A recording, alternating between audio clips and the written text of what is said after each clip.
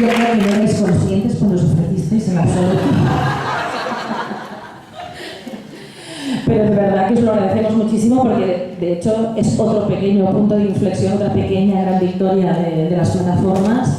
Las primeras jornadas de 3 días que podemos hacer con un montón de talleres que hacía mucho tiempo que muchísima gente lo estaba pidiendo, y gracias a este esfuerzo pues podemos hacer estas primeras jornadas, ¿no? Que es la primera vez que nos encontramos desde todo el Estado, tanta gente, para estar 3 días juntas y juntos. Esperemos que le saquemos todo el provecho posible.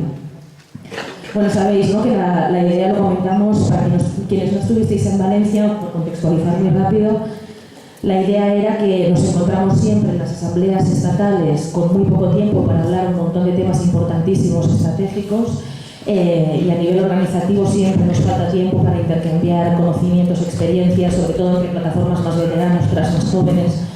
Entonces había esa necesidad desde hacía mucho tiempo y por eso dijimos, más allá de las asambleas regulares donde tomamos decisiones de urgencia, con los temas de urgencia, estaba bien encontrar un tiempo con más espacio, con más calma, donde no solo nos viéramos para decidir cosas rápidamente, sino también para formarnos, para intercambiar en talleres y fuera de los talleres, pues en un ambiente más distendido, ¿no? Entonces el verano era el momento perfecto para hacerlo y una vez más, pues gracias a Asturias lo hemos podido hacer. Pues nada, la idea era que ayer, si la llegada hubiera sido un poco más como previsto y más ágil, pues hacer una primera charla introductoria que la teníamos que hacer entre varias. Como que ayer algunas el viaje se complicó bastante, llegamos tardísimo y destrozadas, al final no se pudo hacer ayer, entonces lo concentramos ahora muy resumidamente para que ya empiece el taller previsto con normalidad. La idea es explicar un poco qué es una PAF en un sentido muy amplio, también como para compartir, ¿no?, la trayectoria que se ha hecho en estos más de 4 años, porque insistimos, el movimiento ha crecido muchísimo en muy poco tiempo, sobre todo en el último año y medio. Primero fue con el 15M y luego con la ILP. En muy poco tiempo el movimiento se ha expandido por todo el Estado. Muchísimas plataformas nos han pedido a las plataformas más veteranas que las ayudáramos, que hiciéramos charlas para ayudarlas a enfrentar el día a día y cómo aplicar pues, esas cosas que vamos explicando y esas acciones que vamos haciendo. No siempre las veteranas hemos podido responder porque nos hemos visto absolutamente desbordadas. Y entonces la idea de hacer una introducción era como para poner un poco un punto de la situación, no empezar directamente con talleres técnicos como el taller jurídico, sino que al menos compartamos un poco cuál es el espíritu, al menos ha sido hasta ahora, del movimiento, aunque el movimiento lo hacemos entre todas y todos, y en encuentros como estos lo podemos ir redefiniendo, ampliando, profundizando. Entonces la PA no es una idea cerrada y estática, la PA es un movimiento en constante crecimiento que lo hacemos entre todas y que lo tenemos que definir y hacer crecer entre todas, ¿no? Entonces, sí que explicar, por si puede ser útil como punto de partida, el nacimiento de la PA de manera muy rápida, que como sabéis fue en febrero de 2009, hace ya más de 4 años en Barcelona, como una experiencia pequeñísima de un grupito de gente que veníamos luchando por el derecho a la vivienda, y que me parece importante recordar ese momento de fundación porque jamás habíamos soñado ni imaginado que el movimiento pudiera llegar a ser lo que es hoy. Que de verdad lo digo, que la gente que estamos desde el principio, cada vez que venimos a estos encuentros, nos emocionamos muchísimo porque era imposible imaginar que el movimiento llegara a ser lo que es hoy, ¿no? A todos los niveles, a nivel no solo numérico de plataformas, que ya estamos por las 170 creo, en todo el Estado, sino a nivel de calidad humana y de lo que cada día se repite más, ¿no? Que ya más que movimiento hemos construido esta gran familia que es la PA, ¿no? Bueno, pues cuando lo creamos, como que veníamos de la lucha por el derecho a la vivienda, la idea nunca fue hacer, digamos, un servicio o un lugar de asistencia para personas afectadas por la hipoteca. Esa nunca fue la idea, ¿no? De hecho, han existido siempre actividades de caridad, han existido servicios sociales, existen asociaciones de consumidores, pero simplemente para atender una problemática técnica jamás habría hecho falta crear la plataforma, ¿no? La plataforma se creó desde una perspectiva muy distinta, que es la de un movimiento ciudadano que frente a una vulneración flagrante, sistemática de derechos humanos de las personas, ve la necesidad de autoorganizarnos todas y todos como iguales para defender esos derechos y para hacerlos efectivos. O sea, no para suplicar que se atiendan nuestras demandas, sino para defenderlas y hacerlas efectivas cuando sea posible, ¿no? Como sabéis, no os tengo que explicar el problema de la vivienda, porque en eso ya todas somos expertas, pero frente a una vulneración muy grave del derecho a la vivienda, que ya venía de muchos años, porque cuando estalla la crisis provoca miles de ejecuciones hipotecarias y de desahucios en muy poco tiempo, hacía falta una reacción y una organización. Cuando nosotros empezamos no existía la problemática, nadie hablaba de ejecuciones hipotecarias, nadie sabía que era la dación en pago, ¿no? De hecho, una pequeña gran victoria del movimiento que hemos construido entre todas es precisamente que hoy exista el debate que existe, todo el mundo se haya vuelto un pequeño experto del tema hipotecario y que todo el mundo no solo conozca lo que es la dación en pago, sino que encima casi todo el mundo la respalde, ¿no?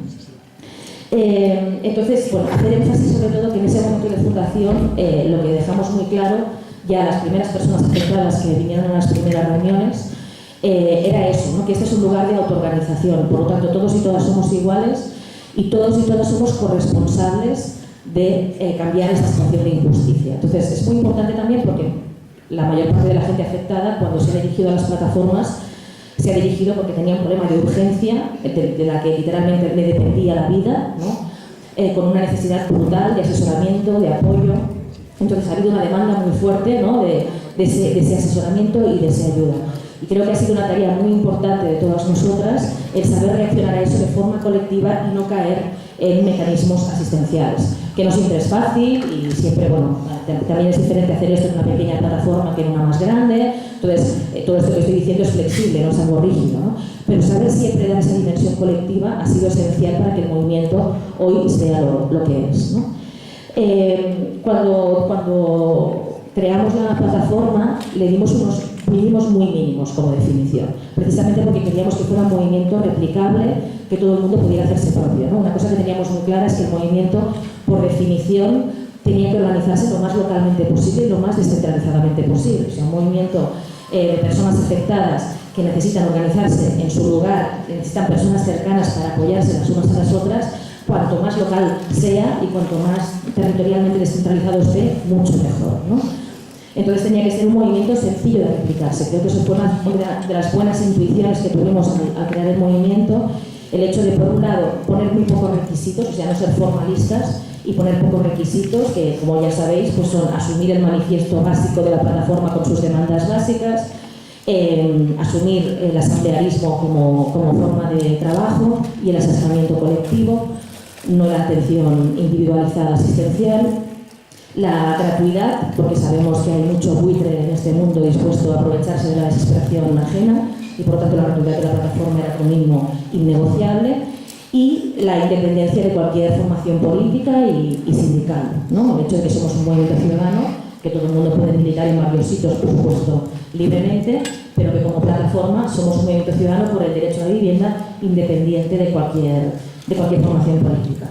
Bueno, pues esos mínimos ha hecho que fuera muy fácil que la gente se organizara, y eso lo complementamos con el hecho de, desde el primer momento, colectivizar y poner en común todos los recursos. Creo que eso también ha sido una buena práctica de este movimiento, que desde el principio, todo lo que hemos ido aprendiendo, todo lo que hemos ido generando, los materiales, los documentos útiles, todo lo hemos colgado en internet. En cuanto hemos creado listas de correo, hemos hecho depurar la información, hemos hecho muchos vídeos para explicar cómo estábamos haciendo las acciones. Eso también ha ayudado a que mucha gente, aunque en un principio pudiera parecer muy difícil, ¿no?, de cómo organizo yo ahora una plataforma en una pequeña población, pues el hecho de que hubiera tanto recurso por internet y que hubiera unos mínimos tan mínimos para formar una plataforma, creo que ha sido útil para que el movimiento pudiera crecer en poco tiempo. Creo que eso fue una buena intuición. La segunda buena intuición que creo que hubo al empezar la plataforma fue saber reaccionar a la realidad a la que nos enfrentamos, ¿no? Cuando fundamos la plataforma, como que veníamos ya del activismo por el derecho a la vivienda, sabíamos que había habido una estafa hipotecaria, aunque en ese momento no se hablaba de la estafa, pero sabíamos que se había producido una estafa en masa, ¿no? Se había engañado descaradamente a la población con el tema hipotecario y en general con el tema de la vivienda. Entonces, teniendo en cuenta ese engaño, que ahora no nos vamos a alargar en él, y ya irá saliendo en las jornadas, esperábamos encontrarnos a mucha gente muy enfadada, ¿no? Porque había muchos motivos, o sea, había motivos para directamente estar quemando las entidades financieras, ¿no? En cambio, nadie estaba quemando nada. Cuando convocamos las primeras reuniones nos dimos cuenta que la intuición que habíamos tenido con la necesidad de crear la plataforma era acertada, porque enseguida, aunque no se hablaba del tema, aparecieron decenas y decenas de personas afectadas en nuestras reuniones, o sea que ahí sí lo acertamos, pero en cambio vimos que nos habíamos equivocado en lo otro. No había gente enfadada, había gente devastada, había gente deprimida, había gente con la autoestima por los suelos, culpabilizada, avergonzada, que os voy a contar, que lo sabéis mejor que yo.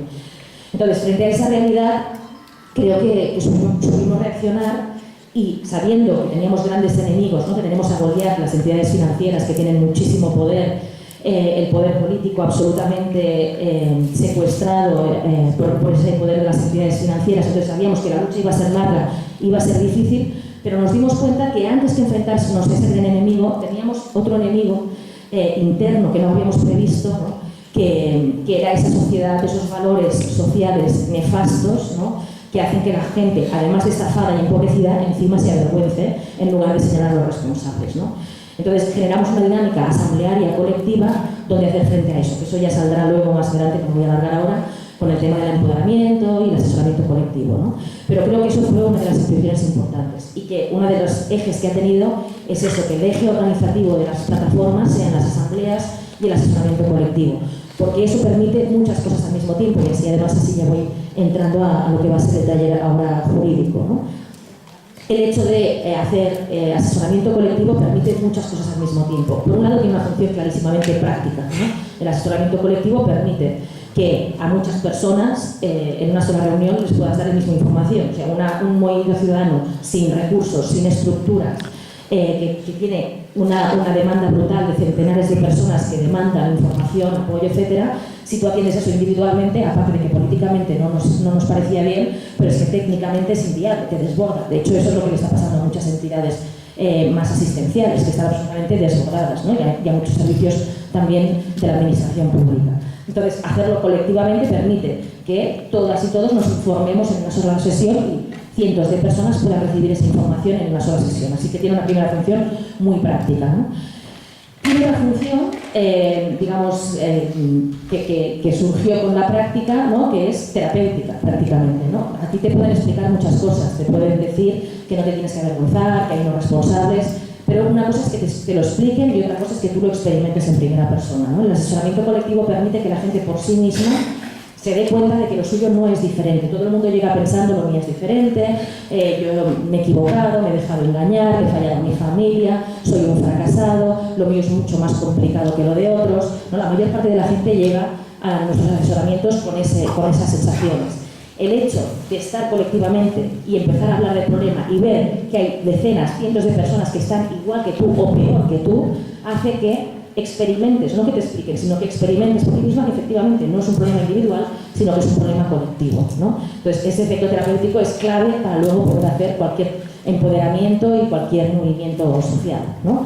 Coger esa dimensión colectiva y creértela, no que te la expliquen con un discurso, sino realmente experimentarla y creértela, ¿no? Y luego, otra función básica de asesoramiento colectivo es la formación, ¿no? Mucha gente nos hemos podido formar en muy poco tiempo y eso ha permitido que el movimiento creciera como ha crecido, ¿no? Y es uno de los mensajes muy importantes que creo que enlaza bien con el taller jurídico que se va a hacer ahora. Es un elemento esencial de la plataforma, es decir, el tema jurídico no es un tema complicado, lo han vuelto complicado para engañar y estafar a la gente, y eso es un elemento central. O sea, una hipoteca en realidad es una cosa sencillísima. Si no hubiera voluntad de engaño y estafa, una hipoteca se puede resumir en 1 o 2 páginas. Te dejo tanto dinero a cambio de estas condiciones, si no pagas te puede pasar esto y lo otro, ¿no? Es así de fácil. Si lo han puesto en ese lenguaje técnico complicado es para meter precisamente un montón de cláusulas abusivas que ahora están saliendo y para que tú lo supieras ni qué estabas firmando ni qué te podía pasar si dejabas de pagar, ¿no? Entonces, además, eso da la idea de que esos temas solo lo pueden llevar expertos, abogados, ¿no? Técnicos financieros, y eso la gente normal nunca podrá desenvolverse con estos temas. Eso es radicalmente falso y por suerte ya lo estamos demostrando. Y eso es también lo que hacemos con el asesoramiento colectivo. Hemos contado con el apoyo de un montón de compañeras y compañeros, abogados y abogadas, incluso algún juez, profesores de universidad que nos han ayudado a traducir jurídicamente, o sea que sí que nos han dado ese apoyo que necesitábamos para hacer la traducción jurídica, ¿no? Como también Sara y Javi que nos van a ayudar ahora.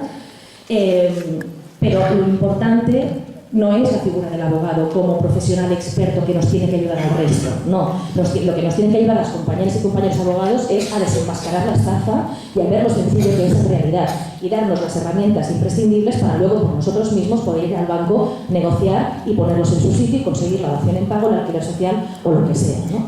Y eso hemos visto que era perfectamente posible. O sea, en muy poco tiempo, con esa técnica del asesoramiento colectivo, Eso ha hecho, primero, que la gente se corresponsabilice de sus casos, que no delegue, ¿no? No vengo yo aquí a la plataforma que me resuelvas el caso, la plataforma no es para eso. Aquí cada uno es responsable de resolver su caso. Eso sí, lo que decimos, no vas a estar solo, vas a contar con el apoyo de todas nosotras y de todos nosotros, y por lo tanto no vas a tener miedo y te van a tener que escuchar, porque si no te escuchan, entonces se van a enterar. Entonces, esa es la dimensión importante, que cada uno es responsable de su caso, pero no está solo y tiene el apoyo de los demás, ¿no? Yo creo que eso es una de las ideas más importantes de la plataforma. Pero entonces el tema jurídico tiene que ser una herramienta más, y no tiene que centralizar, porque eso es lo que ellos quieren, ¿no? Lo que ellos quieren es que todo lo reduzcamos a un tema jurídico, a una negociación de contratos, para que dejemos de hablar de derechos y de cómo ejercer derechos.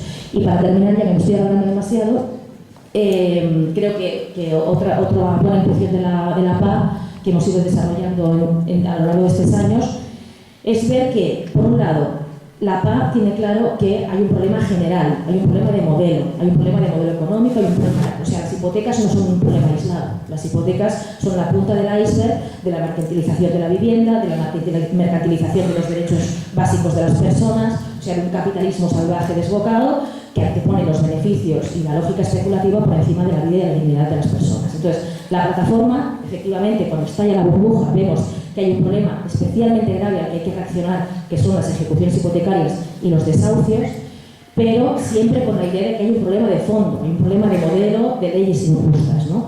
Por eso no nos organizamos solo para hacer frente a las ejecuciones y a los desahucios, sino para señalar que hay que hacer otras políticas públicas que cambien las reglas del juego, ¿no? Y por eso la plataforma tiene una línea de fondo que es de incidencia, de cambiar las reglas del juego, de cambiar las leyes, porque mientras las leyes sean injustas, ni el mejor de los abogados, ni el mejor del asesoramiento colectivo nos va a salvar de nada, ¿no? Entonces hay que cambiar esas reglas del juego, pero al mismo tiempo creo que otro acierto que hemos tenido es, mientras no cambiamos esas reglas del juego, porque hay intereses muy poderosos, porque los bancos tienen mucho poder, controlan medios, jueces, etc., mientras no cambiamos las leyes, que cada vez estamos más cerca y no tengo ninguna duda que lo vamos a conseguir, pues mientras tanto nos organizamos para hacer frente al día a día, ¿no? Y nos organizamos, pues eso, con el asesoramiento colectivo, con las técnicas de negociación con los bancos, forzando acciones que desbloqueen negociaciones bloqueadas, que nos permitan ir acumulando pequeñas grandes victorias y demostrarnos a nosotras mismas que la movilización sirve para hacer frente a nuestros problemas cotidianos